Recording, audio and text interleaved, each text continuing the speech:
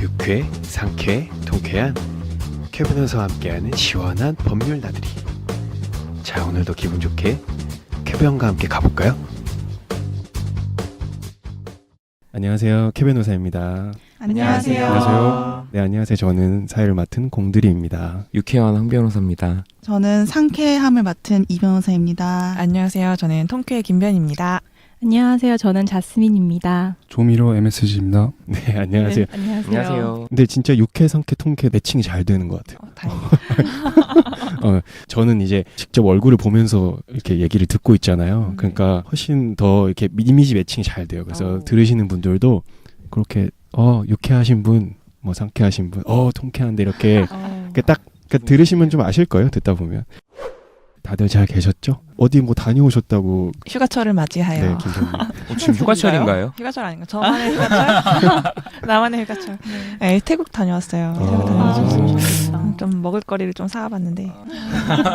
태국은 요즘에 그 미세먼지가 좀 핫한데 태국은 괜찮죠? 괜찮던데요? 덥고요. 날씨 더워요? 네. 뭐 드셨어요? 뭐 먹었냐고요? 너무 많이 하루에 하나씩 먹었는데도 이걸 다 못 먹고 왔어. 하루에 하나씩만 드셨어요? 아니죠. 여러 가지. 뭐 텀만꿍 이런 거 드셨어요? 똠양꿍. 똠양꿍 말고 텀만꿍이라도 있던데. 모르겠어요. 안 먹었다. 다시 가야겠어요. 제가 여러 가지 그래도 먹고 싶었던 거 다 많이 먹었는데 그 길거리에서 쌀국수를 한번 먹어야지 했는데 그걸 그래. 못 하고 왔어요. 아쉬워요. 스트리트 푸드 파이터라는 프로가 있었는데 길거리에서 저는 약간 그런 게 있는데 현지인들이 가는 식당에 대한 로망 같은 게 맞아요. 있어요. 맞아요. 맛집에 나온 거 말고 그냥 길 가다가 이렇게 길거리에 쏙 들어가서 먹고 싶은 그런 로망이 있는데 생각보다 좀 쉽지 않잖아요. 그게 쉽지 않죠. 주저주저 하게 되고 맞아요. 또 말도 못 하고. 그쵸. 그리고 또 너무 계속 먹다 보니까 배가 불른 상태여가지고 못 갔어요, 사실. 여행 가면 한 1일 4끼, 4끼, 그쵸. 5끼 정도는. 그쵸. 부럽네요. 재밌었습니다. 아, 옛날이요. 옛날이요? 이변님은 되게 잘 지내셨어요? 한번 짠해볼게요. 뭐였는지. 제가 요새 테니스 레슨을 받고 있거든요. 일주일에 2번씩 20분씩 받고 있는데 이 속도로 받으면 이제 랠리라고 하잖아요. 주고받는 거. 그거가 가능하려면 한 1년 정도 해야 될 것 같아요. 그래서 특별한 일이라면 한 테니스 레슨 20분 좋네요, 그거 진짜. 정도? 재밌으세요? 네, 일단은 재미를 느낄 정도의 진도가 나가진 않았지만 재밌을 예정입니다. 네. 근데 그러면 지금 뭐 벽 보고 치시나요? 아니요, 그 선생님이 네. 공 던져주시죠. 선생님이 공 던져주시면은 이제 포핸드, 백핸드 이렇게 해가지고 자세 배워서 네. 라켓 얼마짜리예요? 라켓은 아직 이제 제가 또 급히 또 흥미를 잃을 수 있기 때문에 라켓은 아직 구매하진 않고 선생님이 빌려주세요. 현명하시네요. 네. 현명하십니다. 이게 약간 치킨은 애국이긴 한데 라켓을 사면 더 열심히 치시게 될 수도 있어요. 그런가요? 네. 근데 또 이제 추워져가지고 어떻게 해야 될지 조금 고민인데 지금 멈추면은 이제 안 할 것 같다 해가지고 또 테니스장은 실내는 없나요? 저희 집 바로 뒤에 그 공설 운동장이 있어가지고 거기서 실외밖에 없거든요. 그래서 실내밖에 거기서 없구나. 배웁니다. 네, 클레이 코트요? 그렇습니다. 네. 운동장 같은 바닥 거의 클레이겠죠. 잔디는 네. 비싸니까. 네, 잔디 아닌 것 같아요. 저는 오늘 아침에 7시에 일어나가지고 지금 약간 정신이 없는데 일 좀 하다가 방금 이제 일 끝나고 달려와서 좀 늦어가지고 상당히 죄송한 마음을 안고 지금 녹음을 시작하고 있습니다. 네. 정말 괜찮습니다. 아니에요. 저희 그러면 시작을 해보도록 할까요? 잠시 후 법조문 배워보기가 이어집니다. 이게 지금 제 목소리인가요? 예. 지금 누구 목소리인가요? 깜짝 놀랐습니다. 자수민의 얼굴이 너무 빨개지고 너무 놀라서 지금. 네, 안녕하세요. 저는 방금 시그널이 나왔던 자스민입니다. 여러분은 책을 보실 때 무엇을 제일 먼저 보시나요? 표지? 목차? 혹은 몇 페이지인지? 만약 꽤 길지만 표지도 예쁘고 목차도 흥미로우면 망설이지 않고 읽으실 건가요? 저라면 들어가는 말 혹은 저자의 말을 읽어보겠습니다. 왜 이 책을 썼는지, 그 책이 왜 존재해야 하는지, 혹은 왜 존재할 수밖에 없는지를 말해주고 있다고 생각하기 때문이죠. 오늘 법조문 배워물기는 바로 헌법에 들어가는 말, 헌법 전문을 읽어보려 합니다. 헌법의 존재 이유를 함께 살펴보시죠.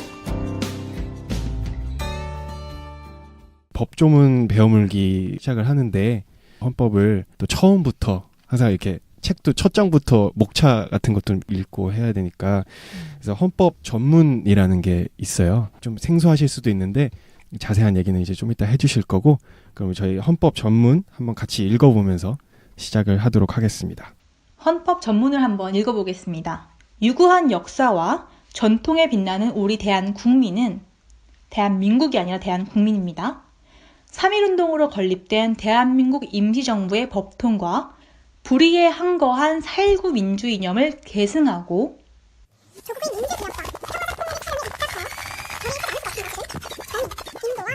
국민 투표에 의하여 개정한다. 네, 진짜 이게 기네요. 한 문장이에요. 놀랍지만 네. 한 문장입니다. 네. 이게 약간 그 판결문 같은 것도 이렇게 한 문장으로 나올 때가 많던데 이게 판결문도- 중간에 끊을 수가 없어서 이렇게 한 문장인 거죠. 그거는 그렇지 않고요. 사실 저는 개인적으로 그게 굉장히 잘못됐다고 생각을 하는 사람인데요. 길면 잘 안 읽히잖아요. 그렇죠. 예, 그 읽기 쉽게 하면 짧게 하는 게 맞는데 약간 이거는 이제 전문이라는 것이 가지는 특성 때문에 좀 그런 것 같다는 생각이 많이 들어요. 그러니까 뭔가 한 문장으로서 헌법은 이런 것이야 라고 소개를 하는 그런 의미로서 이제 한 문장으로 마무리하는 완결적인 문장으로 담고 싶어서 그렇게 하지 않았을까라는 생각이 듭니다. 그 전문이라는 게 네. 그 앞전자인가요 혹시? 비유적으로 표현을 하자면 헌법이라는 집이 있다면 그 집의 현관문이라고 생각을 하시면 될 것 같아요. 그래서 아 진짜 그럼 앞문이네요 그냥 전문. 네네네네 맞아요. 그러니까 헌법이라는 책의 머릿말이라고 생각하시면 될 것 같아요. 독일 사람들 책 보면은 네. 문장이 다 이렇더라고요. 아 문장이 이렇게 다 길어요? 약간 만연체라고 해야 되나요 이런 거를? 철학자나 법학자들 책 보면 한 페이지에 문장이 2개고 막 이러더라고요. 그거랑 좀 비슷한데 뭔가 아까 말씀하셨는데 판결문 같은 경우는 이게 이제 한 문장이 길어지는 거는 판결문에 들어가야 되는 변호사는 요건사실이라고 그러는데 그게 들어가야 돼요. 주장하는 내용 그것에 대한 판단이 한 문장에 담기다 보니까 그렇게 되는 경우도 있고 그러니까 뭐 이렇게 네. 주장했는데 이것은 이런 네. 이유에 의해서 이렇게 할 수밖에 없고 예, 그래서 그렇죠. 이렇게 해야 된다 이거를 다 담아야 네. 되니까.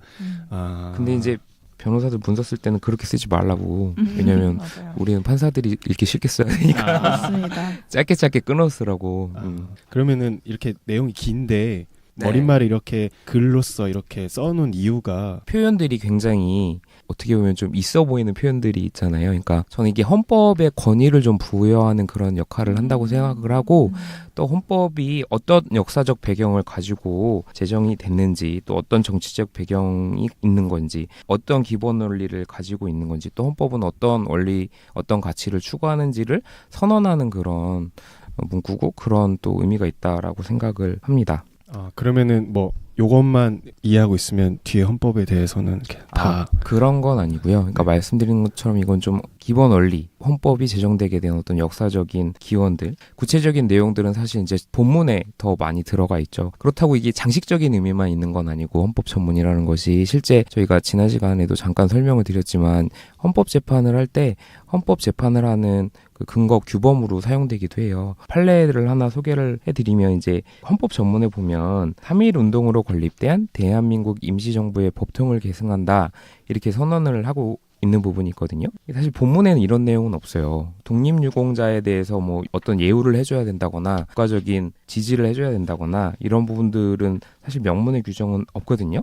근데 이제 이 헌법 전문을 근거로 해서 헌법재판소에서는 이제 일제로부터 조국의 자주 독립을 위해서 공헌한 독립유공자와 그 유족에 대해서는 응분의 예우를 하여야 할 헌법적 의무를 지닌다라고 이렇게 해석을 해서 선언을 한 그런 판례가 있어요. 정말 실제로 전문에 근거해서 국민 중에 독립유공자 그 유족에 대해서는 이렇게 보호할 헌법적 의무가 있다라고 선언할 수 있는 어떤 실질적인 규범적 효력도 가지고 있다 이렇게 보시면 될 것 같아요. 철학적이고 이제 통합적인 내용을 담고 있지만 네. 이거 자체로도 충분한 근거가 될 수 네, 있을 네. 만큼 구체적인 내용이 있다. 맞습니다. 3.1운동 얘기도 막 분명히 나오고 막 이걸 바탕으로 저희가 뭐 건국 몇 년인지 뭐 이런 네. 얘기도 막 네, 하고 네, 맞아요. 뭐 그랬던 것 같은데 그러면 사실 너무 길어서 이게 다 알기 좀 힘든데 네. 조금 이렇게 찬찬히 좀 한 문장씩 좀 보면 네, 전문 부분을 분설해서 읽어서 나눠서 읽으면서 어떻게 구성되어 있는지 한번 살펴보도록 할게요.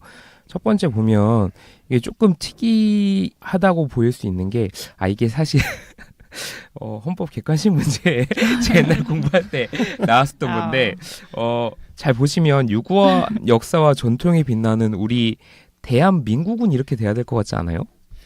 예. 그러게요. 근데 사실 네. 이거 저희 오늘 녹음 시작하기 전에 이게 각자 마이크 테스트 한다고 이걸 읽는데 예. 이렇게 어떤 패널분 자꾸 대한민국이라고 읽으시더라고요. 저일 것 같은데. 근데 그게 되게 자연스러운데 네. 이제 헌법 전문을 처음 만든 사람의 의도는 이거였던 거예요. 그러니까 대한민국이 아니라 대한국민. 그러니까 우리가 주체니까. 예, 맞아요. 네. 예, 거기 보면 이게 한 문장이라고 제가 말씀을 드렸잖아요. 그 전문 끝부분에 보면 1948년 7월 12일에 제정되고 8차에 걸쳐 개정된 헌법을 이제 국회 의결을 거쳐 국민투표에 개정한다.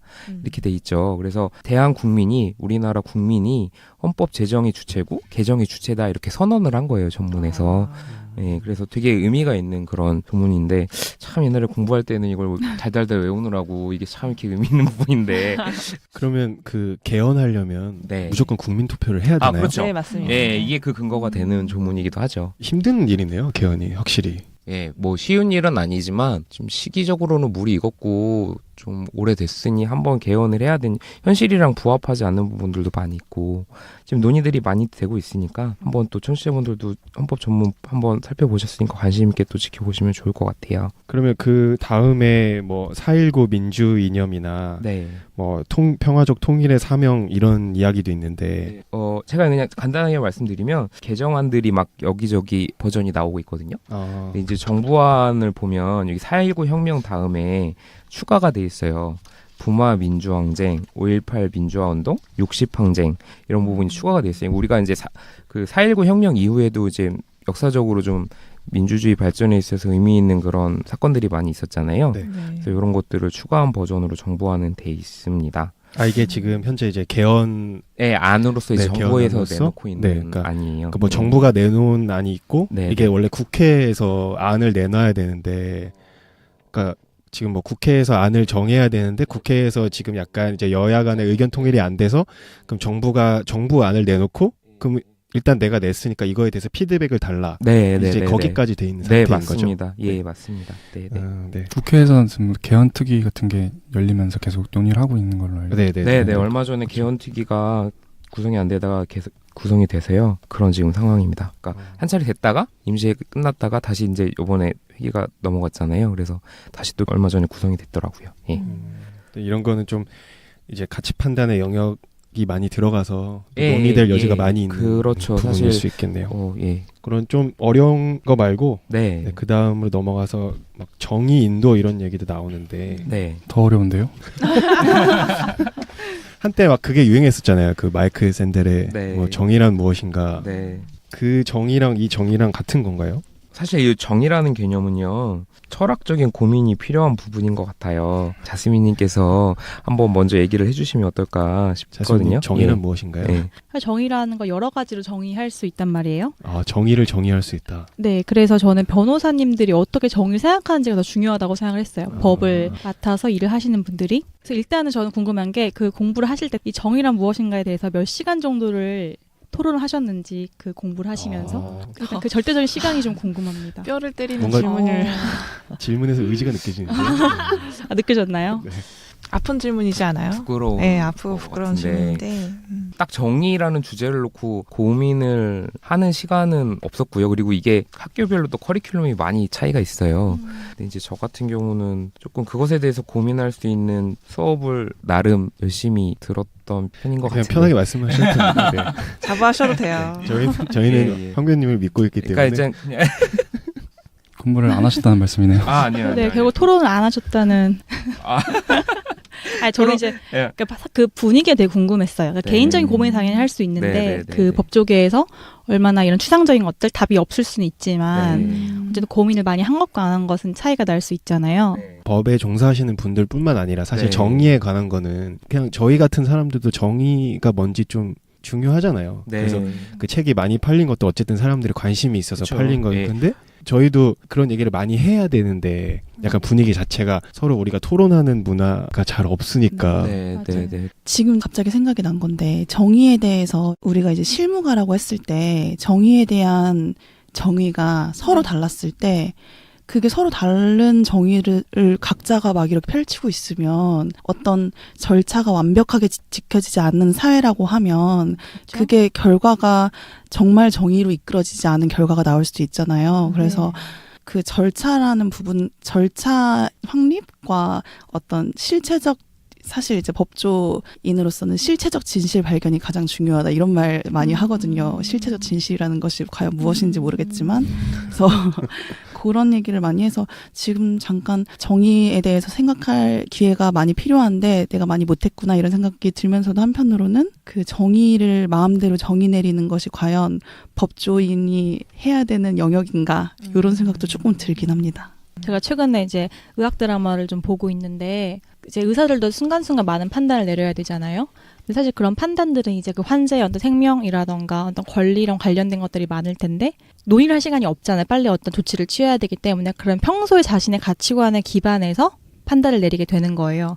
그럼 그 판단은 결국엔 이 사람이 얼만큼 그 고민을 많이 했던 사람인가에 따라서 그 순간적인 판단이 얼마나 현명한지 결정될 것 같거든요. 물론 이제 병원도 보니까 그 드라마에서는 여러 가지 법칙이 다 있잖아요. 이럴 땐 이렇게 해야 된다. 근데 법은 그게 더 클 거라고 생각해요. 법 쪽에는. 그래서 저도 그 정의를 내린다는 논의를 하는 것 자체가 유의미한 결과를 낳아서 어떤 더 나은 결과를 얻는다기보다는 그냥 그걸 생각을 많이 한 법조인이 뭔가를 하는 것과 똑같은 절차를 밟더라도 좀 차이가 있지 않을까 생각을 했어요. 뭐 정규 교육 과정에 많은 부분은 아니지만 일단 의무적으로 이수하게 하는 게 이제 법조윤리라는 과목이 있어요. 변호사법 제1조 1항에 보면 변호사는 기본적 인권의 옹호를 제일 중요한 사명으로 한다 뭐 이런 부분이 또 선언돼 있거든요. 그러한 어떤 기본적인 변호사의 의무와 내가 이제 의뢰인으로서의 이익을 위해서 최선을 다해야 될 의무가 상충될 때 어떤 부분을 먼저 해야 될 것인가 이런 것에 대해서 사실 고민을 하게 되는 부분들이 있죠. 실제 사건들을 하면서 그 법조윤리를 통과를 못하면은 변호사를 할 수 없는 거죠. 네. 맞아요. 잠깐 의사 얘기를 하게 되는데 그 의사를 보니까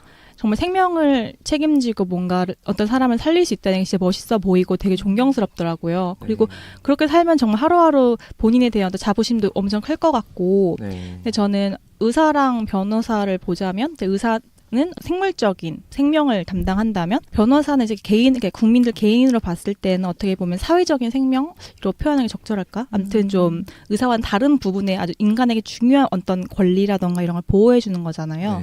그래서 좋은 말로 하면 정의의 사도와도 같은 건데 실제로 그 법조계에서 일하시는 변호사분들은 그 정의의 사도라는 그 단어를 가슴속에 정말 이렇게 받고 자주 그걸 떠올릴 수 있는지가 좀 궁금해요. 정말 그런 자부심을 많이 갖고 계신지. 오늘 뭔가 벼르고 오신 것 같아요. 아니 그게 아니라 지금 잠깐 잠이 깨면서 갑자기 뭔가 더 마음속에 있는 이야기가 나오는 것 같아요.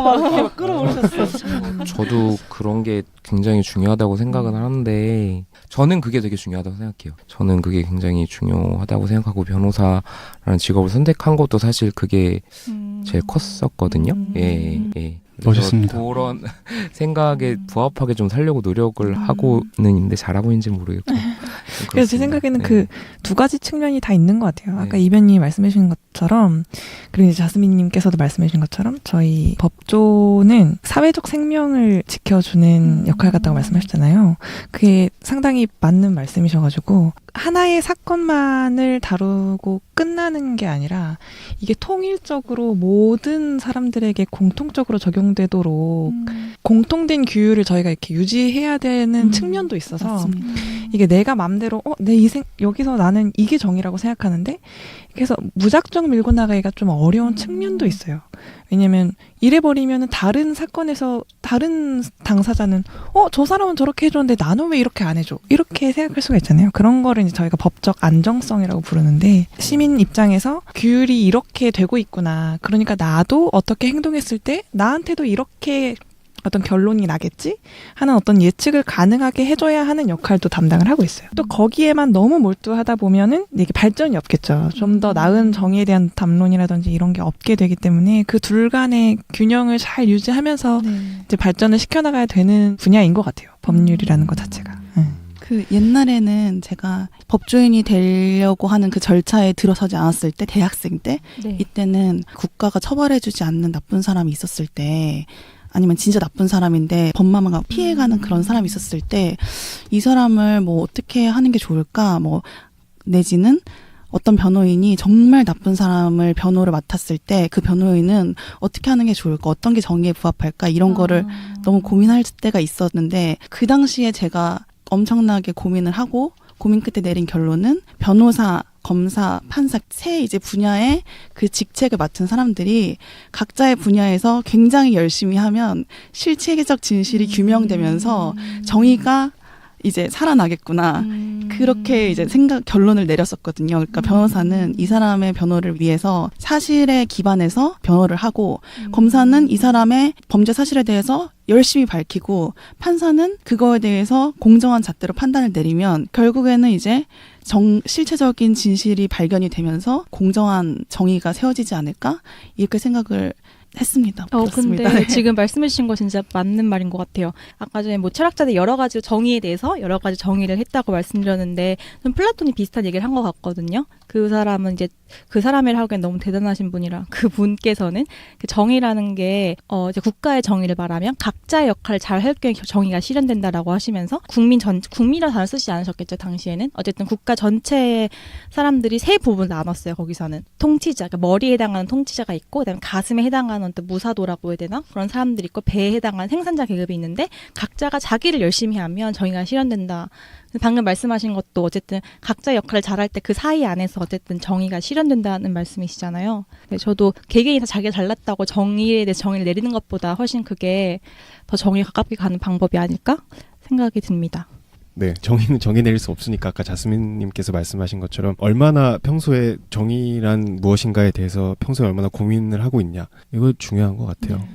네, 맞아요. 예. 한 가지만 말하고 싶은데 어디서 봤는데 아리스토텔레스가 니코마코스 윤리학이라는 책에서 정의에 대해서 이제 합당한 사람에게 합당한 몫을 주는 거다. 그러니까 분배에 관련된 내용이다, 이렇게 얘기를 한 걸로 알고 있어요. 그래서 이후의 논의도 다 그런 분배에 관련된 쪽으로 마이클 스네들로이지 어떻게 몫을 나누는 게 정당하냐, 이거에 대한 문제를 다룬 걸로 알고 있습니다. 근데 그 네. 책에서도 사실 결론이 없잖아요. 그렇죠. 네, 그래서 그 책이 더 좋은 것 같아요.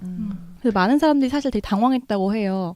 답을 내려줄 줄 알았는데 책 진짜 두꺼운데. 네, 답이 없잖아요. 근데 사실 그게 진짜 독단적이지 않은 철학하는 방식일 수 있는 거겠죠. 근데 후반부에 사실 조금 나오긴 그렇죠. 네, 마이클 샌델 본인의 약간 네, 철학적인 네, 방향이 네, 있기는 있죠. 조금 있긴 있죠. 네, 공동체주의입니다. 뭐 분배일 수도 있고, 네, 각자 생각하는 대로. 그러면 이렇게 뭐 하나하나 자세히 보기 전에 좀 설명을 해주시면. 네. 한번 볼게요. 네. 그래서 내용 구성을 먼저 설명을 드렸는데, 처음 이제 설명드린 게 이제 헌법 제정이랑 개정이 주체가 우리 국민이다라는 걸 밝히고 있는 부분이 헌법 전문에 들어가 있다는 부분 말씀드렸고요. 그런 부분이 있어요. 자율과 조화를 바탕으로 자유민주적 기본 질서를 더욱 확고히 하여라고 해서 우리나라의 기본 질서로서 자유민주적 기본 질서를 헌법 전문에서 명확히 선언을 하고 있는 부분이 있고요. 또 그 헌법의 인간상에 대한 부분이 있어요. 그래서 각인의 기회를 균등히 하고 능력을 최고도로 발휘하게 하며 자유와 권리에 따르는 책임과 의무를 완수하게 하여라고 하는 부분이 이제 헌법의 인간상에 대한 부분이라고 여겨지는 부분이 있는데요. 이 부분의 의미가 개인의 자기결정권이랑 자유로운 인격 발현의 가능성을 가진 자주적인 인간인 동시에 또는 사회 공동체와의 관계에서 구속을 받는 공동체 구성원이라는 양명성을 지닌 인간이 헌법의 인간상임을 밝히고 있다라고 이제 해석이 되는데요. 근데 이제 여기에 대해서는 이 헌법 전문이 헌법의 인간상, 특정한 종류의 인간상을 그리고 있는 것으로 해석되면 안 된다, 이렇게 또 뭐 말씀하시는 분들도 있더라고요. 왜 그러냐면 이거의 전제는 그 어떤 개인의 능력, 그러니까 무능력하거나 이제 대다수에 비해서 여러 조건을 갖추지 않은 그런 사람들은 자칫 그러면 이 헌법의 인간상에 부합하지 않으니까 헌법이 보호하면 안 되는 거 아니냐, 이렇게 해석될 여지도 있기 때문에 헌법이 특정한 종류의 인간상을 그리고 있는 것은 아니지 않나, 이렇게 또 해석하시는 견해들도 있더라고요. 네. 능력을 최고도로 발휘하여라는 게 약간 거시기하긴 한데, 그럼 노력이 부족한 사람들은 이건 어떻게 보면 이제 국가의 책무를 규정한 거라고 볼 수도 있을 것 같은데, 개인이 일정한 능력이 있어요. 여건만 되면 내가 더 잘할 수 있는 능력이 있는데 사회적인 여건이나 경제적인 여건이 뒷받침되지 않아서 그 사람 개인의 어떤 역량이나 능력들을 발휘하지 못하면 안 되니까 그런 것들을 발휘할 수 있게 해줘야 된다라는 그런 의미로 이해하시면 그래서 될 것 제가 같아요. 알기로 정의론을 쓴 존 룰즈라는 철학자는 능력을 정의의 관점에서 조건에서 빼야 된다. 왜냐면 그건 굉장히 임의적으로 주어지는 거기 때문에. 이 능력이 영어로 하면은 뭐 탤런트라고 말하고 그래서 탤런티드 연예인을 탤런트라고 말하는 게 사실 그런 거랑 또 관련이 그래요? 있잖아요. 네. 그 유래가 그렇게 되나요? 네. 네. 아 탤런트. 네. 능력 있는 사람에서 네, 탤런트인가요? 네. 아. 그리고 뭐 영어 단어 중에 gifted라는 말도 선물을 능력을 받은 사람들이고 그리고 요즘에는 연예인들을 외국에서는 celebrity라고 부르잖아요. 저는 사실 그 단어를 별로 좋아하진 않는데 저도 축복받은 사람이고 저도 되게 소중한 사람인데 사실 왜 연예인들을 celebrity라고 하는지 잘 모르겠지만 그런 단어 자체가 뭔가 이렇게 능력은 불균등? 불평등이라고 해야 되나요? 그러니까 그런 여지가 있을 수 있으니까 조금 조심해서 해석을 할 필요가 조금 있는 부분이겠네요. 사실 저는 그 부분에 대해서 물론 기회를 균등히 한다는 것 자체가 일단은 할 말이 굉장히 많은 거잖아요. 어떤 것이 기회이고 어떤 것이 균등한 것이며 그게 가능할 것이며 다 이야기가 돼야 되니까요. 사실 저는 그 너무 커다란 이야기여서 사실 저는 그 다음 것 능력을 최고도로 발휘에 좀 더 생각해봤던 것은 능력을 최고도로 발휘해야 하는가 였거든요.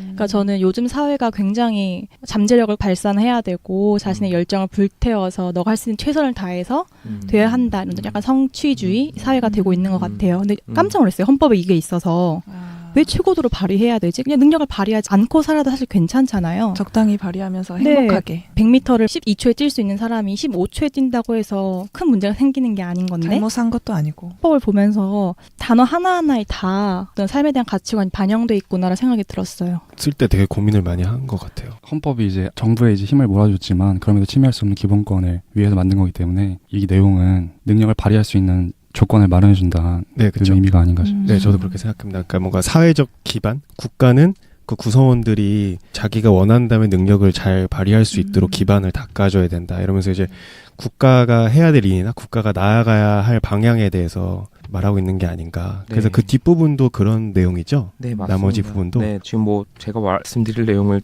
골고루 조금씩 다 말씀해 주셔가지고 한 가지만 더 이제 말씀드리면 헌법 전문의 내용에 대해서 국가의 기본 목표에 대해서 좀 선언을 하고 있는 부분이 있어요. 그래서 그 정치, 경제, 사회, 문화의 모든 영역에 있어서 각인의 기회를 균등히 하고 국민 생활의 균등한 향상을 기하고 라는 표현을 통해서 헌법은 정의로운 사회의 이념을 수용하고 복지국가 원리를 국가 목표로 천명하고 있다라고 이렇게 일반적으로 이해를 하고 있습니다. 그리고 이제 조금 더 붙이면 평화적 통일의 사명을 또 언급을 하고 있죠. 그래서 국가 목표로서 평화 통일을 실현하기 위해서 노력해야 할 국가의 의무를 표현하고 있기도 하고요. 또 항구적인 세계 평화와 인류 공영을 언급함으로써 평화 추구 이념을 선언하고 있기도 합니다. 뒤에 되게 아름답게 끝나네요. 우리의 자손의 안전과 자유의 행복을 영원히 확보할 것을 다짐하면서. 네. 그러니까 이 부분이 근데 사실 새로 이번에 개정안을 보면 저희 오늘 오는데도 미세먼지가 굉장히 심했잖아요.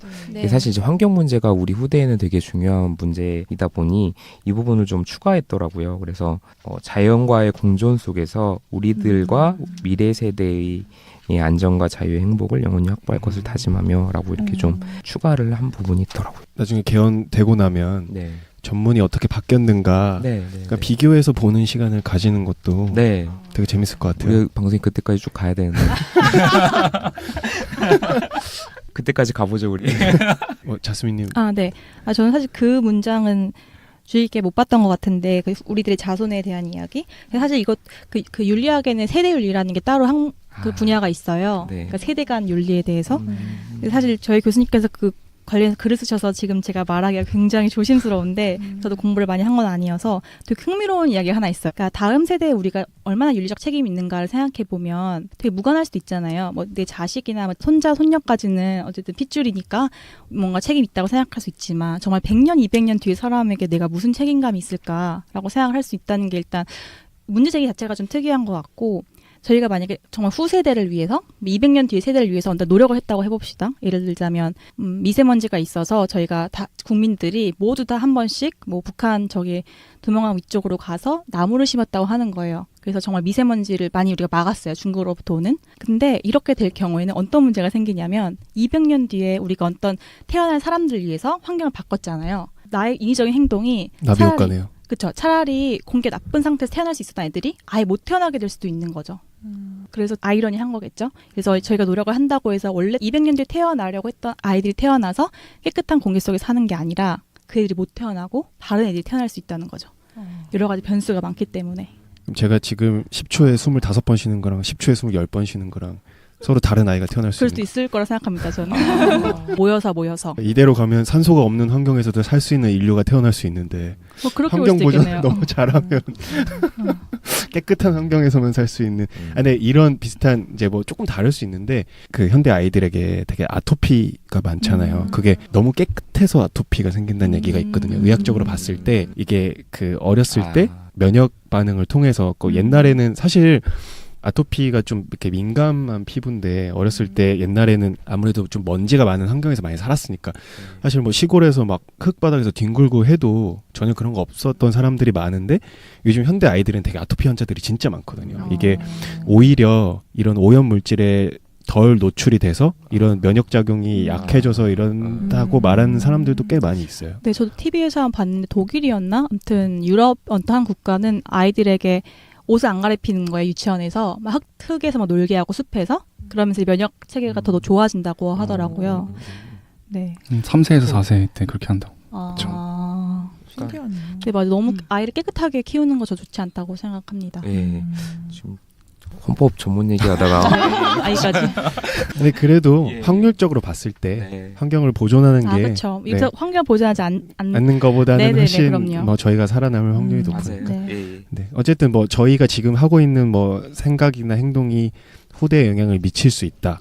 뭐 세대 간 네. 윤리랑 관련이 있다. 뭐 그런 생각을 하고 사는 것 자체는 상당히 좋은 것 같아요. 네. 네. 그러면 혹시 황배님 뭐 여기서 네. 좋아하시는 문장이나 아니면 이 부분은 같이 봤으면 좋겠다. 뭐 이런 부분이 있으신가요? 처음부터 말씀을 좀 드렸는데 헌법 제정 권력의 주체가 우리 국민에게 있다라는 부분이 되게 감동적인 것 같아요. 송강호 씨가 주연한 영화 그 변호인 보셨는지 모르겠는데 거기 보면 국가는 국민입니다 막 이렇게 호소하면서 외치는 부분 있잖아요. 그러니까 네. 그 부분 되게 저 보면서도 전율을 느꼈는데 그 말이 조금은 좀 거친 표현이지만 맞는 말인 것 같거든요. 국가라는 게 사실 국민들의 총의에서 움직이는 거고 그렇게 운영되어야 되는 것인데 헌법은 그렇게 돼야 된다는 당위적인 규범을 최상위법으로 만들어서 딱 선언을 해놓은 거니까 이 부분이 되게 감동적이면서도 법조인 더 나아가서 일반 국민분들이 좀 자긍심을 가지고 내가 우리나라의 주인이다, 나라의 권력은 다 나한테서 나오는 거다 이런 생각을 좀 가지면 좋겠다라는 생각이 들어요. 그것과 관련해서 방금 전에 국민이 주체이고 그래서 국민투표에서 헌법을 네. 뭐 개정하던 이렇게 한다는 것이 가장 인상 깊다고 하셨는데 국민투표를 하는 게 정말 옳은 건가? 라는 생각을 되게 많이 했어요. 제가 대통령 선거 몇 번 2번 했나? 제가요. 네. 아주 농담하신 거구나. 5번 했다고 그러셔가지고. 아닙니다. 저 2번 한 것 같습니다. 네. 책상 네. 부셔지는 줄 알았어. 2번 한 것 같은데. 5년에 한 번이니까 몇 년이죠? 2번 한 것 같습니다. 네. 네. 근데 제가 사실 첫 번째 때는 부끄러운 이야기지만 제 아빠한테 여쭤보고 투표를 했는데요. 그 다음 투표할 때는 좀 제가 생각을 해보고 투표를 하고 싶었는데 사실 진짜 모르겠는 거예요. 그래서 내가 투표할 자격이 없다고 전 생각이 들었거든요. 이렇게 무지한 상태에서 투표하는 건 더 잘못된 방향으로 갈 수 있는 거잖아요. 그래서 전 차라리 제가 정말 믿을 만한 현명하다고 생각하든 공부를 많이 했다고 생각하는 사람이든에게 물어봐서 의견을 구하고 투표를 하는 게 낫지 않을까. 내 의견이 그렇게 중요한가? 오히려 정의랑 더 멀어질 수 있지 않을까라는 생각이 들더라고요. 근데 최근에 뭐 그 투표 연령을 낮춰야 된다는 이슈가 있었잖아요. 근데 저는 중요한 거는 그 투표할 만큼의 자격이 있는가가 문제인 거잖아요. 그러니까 어떤 학생들은 저보다 더 많이 알고 정치에 대해서 우리가 들어볼 만한 의견을 갖고 있을 수 있는 건데 무조건적으로 모두가 투표를 해야 된다? 대안이 있는 건 아니에요. 그렇다고 뭐 시험을 봐서 누구면 투표를 할 수 있게 할 수 있는 것도 아니고 그렇기는 한데 기본적으로 저는 민주주의가 갖고 있는 그런 모두가 똑같이 모토는 조금 위험할 수도 있지 않을까라는 생각을 합니다. 그런 생각을 하는 사람들이 또 많이 있을 수 있으니까 그래서 그 투표권 문제는 사실 되게 생각들이 많은 것 같아요. 사실 지금은 애들은가 이거 아니에요. 근데 저도 사실 그 대통령 투표를 한 번도 못 해봐가지고 나이 때문에 잠깐 마이크 꺼도 될까요? 애들은가 보여요. 가셔야겠네요. 가보겠습니다. 그래서 그 말씀하신 대로 그런 얘기가 많아요. 미성년자 투표권에 대해서는 투표를 시키면 안 된다라는 게 이제 사고가 여물지 않아서 근데 거꾸로 말해서 방금 자스민께서 말씀하신 나이만 되면 다 사과 여무는 거냐? 네, 사모에 여무는 거냐? 저는 그 대안으로 할 수 있는 거는 아까 말씀드렸던 것처럼 누구에게만 투표권을 줄 수 없는 거고 정말 우리가 다 투표하는 게 정말 그래도 최선책이라고 생각을 한다면 국가에서 많은 교육을 시켜야 되지 않을까라는 생각이 들어요. 저는 이과 출신인데 고등학교 1학년 때 국사 수업 듣고 2, 3학년 때는 사회윤리인가요? 그 수업 하나 듣고 전혀 그런 문과적인 공부를 하지 않았거든요. 아, 근데 이과 출신인데 철학 공부하고 계신 거예요? 네, 그렇습니다. 오, 특이하시네요. 네, 저는 멋있네요. 그리고 주전공 원래 의료학과였어요. 네네. 그래서 아무튼 그래서 저는 되게 부끄러웠어요. 대학교에 와서 어떻게 이렇게 정치, 사회에 대해서 모르고서 성인이 되고 투표권을 줄 수 있지? 약간 이런 생각이 듭니다. 청소년 그 참정권 관련해서 좀 할 말이 많은데 그럼 따로 한번 주제를 네, 그래야겠네요. 네, 네. 네. 다른 두 변호사님들께서도 사실 학생 때 시험 볼 때 말고는 헌법 전문 보신 지 되게 오래되셨을 것 같은데. 그렇죠. 너무 오래됐어요. 맞아요. 정말 너무 오래돼서. 아, 이런 게 있었지 하는 문구가 혹시 있다면 뭐. 아, 저는 황변님이 전문을 주제로 삼으셨다고 해가지고 딱 보면서 아, 이렇게 길게 한 문장이 되어 있었고 황변님하고 똑같이 여기서 주어가 대한국민이고 끝나는 게 대한국민이 국민투표에서 이제 헌법을 개정하고 제정하고 이제 헌법 제정 개정권이 다 국민에게 있구나. 요거를 이제 이렇게 선언하고 있구나. 요거를 변호사 된 이후로 몇 년간 생각해 본 적이 없는데 다시 한번 생각해 보는 계기가 되었습니다. 네. 저도 되게 정말 오랜만에 읽어가지고 굉장히 생소하기도 하고 그런데 우리들과 우리들의 자손의 안전과 자유와 행복을 영원히 확보할 것을 다짐한다라는 부분이 뭔가 이제 어떤 최근에 국가란 무엇인가라는 국민들의 어떤 의문 혹은 어떤 고민들과 겹쳐지면서 아 이런 게 헌법의 가장 첫머리에 있었구나 하는 생각이 좀 드네요. 근데 이거 누가 쓴 거예요? 헌법 전문 보면 8차에 걸쳐서 지금 이제 8번 개정이 된 거예요. 근데 이 헌법 전문은 사실 거의 처음 제정될 때랑 비교해서 변동이 없었어요. 그리고 그 유진호라는 헌법학자분이 만드신 거고요. 이 헌법 전문은 국민들 중에서 모국어가 한국어가 아닌 사람? 네. 혹시 그런 사람 있을 수 있잖아요. 네. 귀한 사람도 있을 거고 그러면 이거 영어로도 번역이 돼 있나요? 공식적으로? 왜냐면 정말 맨 처음 부분에서 MSG님이 네. 그 헌법 전문 긴 것을 얘기하시면서 만연체 얘기를 하시면서 네. 그 독일의 칸트 이야기를 하셨잖아요. 근데 진짜 칸트가 한 페이지에 정말 문장 하나 이렇게 되면 사실 가장 큰 문제가 번역이거든요.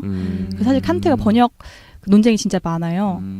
올해 논쟁이 있었죠? 네, 아주 시끄러웠습니다. 네, 그래서 저도 이제 헌법 전문도 번역이 됐을 경우에는 어떤 결을 달리할 수 있으니까 그런 생각이 좀 들었습니다. 이게 뭔가 되게 철학적인 개념들을 쓰고 있다 보니 그렇게 되면 단어 선택도 되게 중요하잖아요. 그쵸, 네, 그쵸. 그러니까 그래서 제가 급히 좀 찾아봤는데요. 국가법령정보센터에 그 영문 버전 헌법이 이미 올라가져 있네요. 올라가져 있고 여기에 보니까 이 영문 법령은 한국법제연구원에서 제공하고 있습니다. 이렇게 영어로 한번 안내하고 읽어주시면 안 돼요?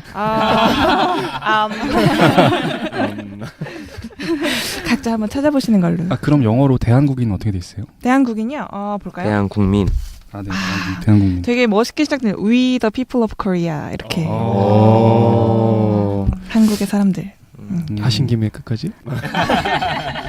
그리고 아까 균등이라는 말에 대해서 제가 좀 한번 짚고 넘어가고 싶은데. 그러게요. 여기 보니까 네. 기회 균등이랑 안으로는 국민 생활의 균등한 향상 네. 이렇게 균등이 두 번이나 나오네요. 네, 맞아요. 그러니까 이게 헌법 전문에 두 번이나 이제 균등이라는 표현이 들어간다는 건 어떤 균등에 대한 헌법의 고민이 보여지는 부분이라고 저는 생각을 하는데 기회균등이라는 건 기회를 균등하게 준다는 거예요. 그러니까 결과의 평등까지 추구하는 건 아니겠죠. 근데 이제 뒤에 균등, 이제 국민 생활의 균등한 향상을 기하겠다는 거는 완전한 결과의 평등은 아니겠지만 또 국민 생활에 있어서 결과적으로 좀 평등한 것을 추구를 하겠다라는 그런 선언으로 이해를 하셔도 좋을 것 같아요.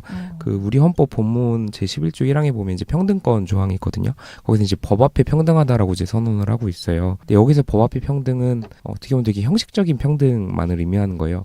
같은 사실관계가 있을 때 그것에 대해서는 법적으로 동일하게 취급해야 된다라는 것만 선언을 하고 있는 건데 개인이 가진 어떤 여건들이 많이 다르잖아요. 경제적인 여건이나 사회적인 여건이나 뭐 환경적인 여건이 많이 다른데 형식적인 평등만 인정을 한다면 그런 사람들은 되게 결과적으로 불평등한 결과가 나오는 것인데 그게 정말 헌법이 추구하는 정의에 부합하는 거냐 그런 고민이 있을 수 있을 것 같아요. 근데 헌법에서는 그런 형식적인 평등만을 추구하는 것은 아니고 아까도 말씀드렸듯이 사회복지국가 원리도 좀 상당 부분 대부분 수용을 하고 있어요. 저는 이제 애가 있어서 어린이집을 보내고 있거든요. 근데 이제 여러분들 다 아시다시피 이제 어린이집을 가는 거는 누구나 자유인데 이걸 유상으로 했을 때는 비용 때문에 진입장벽이 생기잖아요. 그랬을 때 국가에서 이 보육 서비스를 지원함으로써 누구나 자유롭게 자신의 아이를 어린이집에 보낼 수 있게 하고 또 우리 국민연금 직장 다니시면 다 본인 의지랑 상관없이 내고 있을 수 있잖아요. 네, 그런 것들이 사실 이제 노인이 조금 균등하게 어느 정도의 적정한 수준의 생활을 할 수 있도록 뒷받침해주는 그런 국가의 정책이라고 볼 수 있고 이게 이제 헌법에서 이제 선언하고 있는 사회국가 원리를 수용하고 있는 정책이라고 보시면 될 것 같아요. 대한 국민은 자유의지에 따라서 행동을 선택할 수가 있는데 네. 내가 자유의지에 따른 행동을 하고 싶을 때 뭔가 사회적 여건이 기반이 안 되면 네. 그걸 복지를 통해서 해결을 하거나 지원을 할 수 있도록 네, 그러니까 그런 거죠. 이제 내가 자유가 있고 이걸 하고 싶고 결정을 해서 실행하고 싶은데 안 돼서 할 수 없는 거는 굉장히 정의에 부합하지 않는 근데 경우가 저는 될수 서울에 있잖아요. 살고 싶은데 서울 집값이 너무 비싸단 말이에요. 네, 맞아요. 그러면 예. 국가가 집을 사주나요? 아니, 왜 사주는 것까지는 안 되겠지만 그런 거죠. 이제 서울 집값이 정말 여러분들 알다시피 너무 상식에 반할 정도로 비상식적으로 비싸잖아요. 그러면 이제 집값을 조금 정상화해서 네. 그 선택의 폭을 넓힐 수 있게 또 자유의지에 따라서 어느 정도의 평균적인 노력만 하면 살 수 있게 해주는 것도 어떤 그 사회국가 원리에 부합하는 그런 조치가 될 수 있는 최근에 뭐 행복주택이니 뭐 이렇게 주택 그렇죠. 저렴하게 제공하는 것도 포함되는 것 같은데요. 네네네 그런 정책들도 그런 원리에 포함되는 것이라고 보여요. 그래서 이제 국민 네. 생활의 향상이라는 말이 이제 균등한 향상이라는 말이 이제 그런 거랑 연관시킬 수 있다. 또 뒤에 이제 헌법 본문에 보시면 여러 가지 사회권 조항들이 있어요. 아동의 권리, 뭐 청소년의 권리, 노인의 권리, 뭐 장애인의 권리, 뭐 장애인에 대해서 어떤 보호를 해줘야 되는지, 또 뭐 토지 공개념이라고 해서 이 토지는 개인의 소유가 아니라 공적인 어떤 책무가 있다, 뭐 이렇게 해서 좀 공익을 위해서 사용돼야 된다 이런 선언을 해놓은 조항들도 있고요. 그리고 이제 헌법 그 개정안에 대해서 조금씩 설명드리고 있는데 제가 정부랑은 아무런 관련이 없는 사람입니다. 정부안을 그냥 그래도 이제 공신력이는 아니니까 정부안을 가져와서 제가 말씀을 드리는 거고요. 거기 보면 거기 보면 하면 청취자분들은 보실 수가 있습니다. 그렇죠. 그 국민 생활의 균등한 향상가라고 하는 부분이 지금 현행 헌법 전문에 있어요. 그 다음에 이제 지역 간 균형 발전을 도모하고라는 표현을 삽입해 놨어요. 이게 지금 이제 지방 분권 정책이랑 좀 연결이 된 거거든요. 사실 우리가 서울에 다들 살고 싶어 하는 거는 서울에 고도에 집중된 편의시설 및 좀 쉽게 말하면 이제 사회적 권력 기득권들이 모여 있다 보니 우리들이 사실 서울에 살고 싶어 하잖아요, 많이. 근데 이제 그런 것들의 기능을 분산시키면 우리 선택의 폭이 더 넓어질 수 있는 거죠. 그렇게 되면 개인의 자유에 조금 더 부합하게 될 수 있는 거고 그런 부분들도 이제 헌법 원리에 좀 부합하는 조치가 아닐까 이렇게 저는 개인적으로 생각합니다. 저 마지막으로 이야기해도 될까요? 네네. 아, 그럼요. 헌법 전문을 뭐 이제 미리 받아서 읽어보긴 했지만 오늘 이야기를 쭉 하면서 어떤 생각이 들었냐면 헌법이 생각하고 있는 여기서 안으로 국민 생활의 균등한 향상을 기하고라고 했을 때는 네.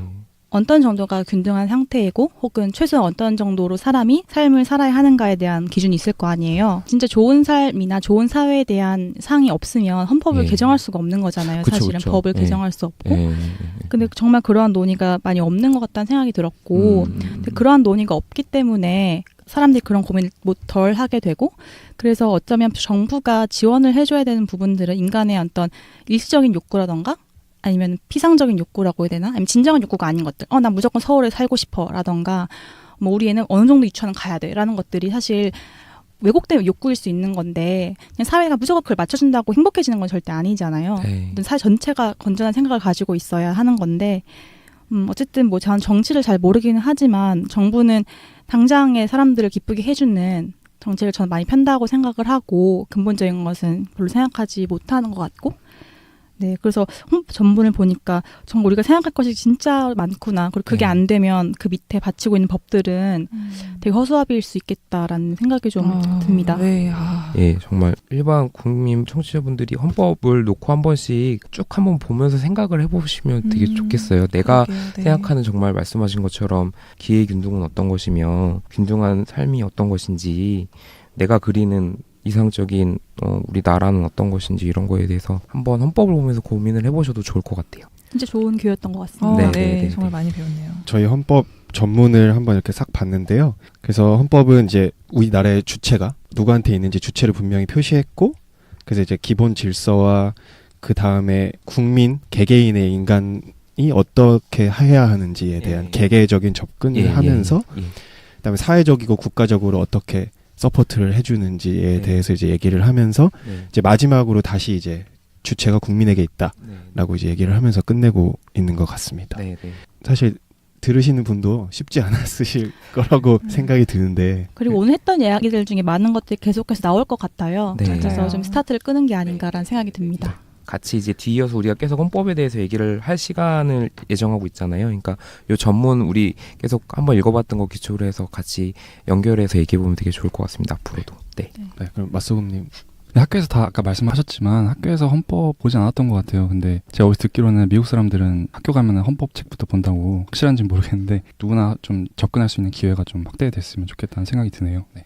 저희가 사실 그러니까 민주주의가 출발한 지 얼마 안 됐으니까 저희도 민주주의가 조금 더 성숙하면 저희도 이제 가정에서 이런 뭐 정의와 사회와 이런 뭐 헌법에 대한 고민을 되게 자연스럽게 가정에서 좀 할 수 있는 날이 오지 않을까 네. 그렇게 생각하면서 네 오늘 황 후배님 고생 많이 하셨고 네. 감사합니다. 즐거운 청취자분들도 시간이었습니다. 감사했습니다. 네, 네, 네. 네, 들어주셔서 감사합니다. 네. 네, 그럼 오늘 이걸로 마치겠습니다. 네, 네. 안녕히 계세요. 감사합니다. 감사합니다. 안녕히 계세요. 오늘 방송 잘 들으셨나요? 가시기 전에 구독, 즐겨찾기, 좋아요, 그리고 하트 잊지 마시고요. 댓글도 좀 남겨주세요. 그럼 다음 시간에도 캐변과 함께하러 와주실 거죠?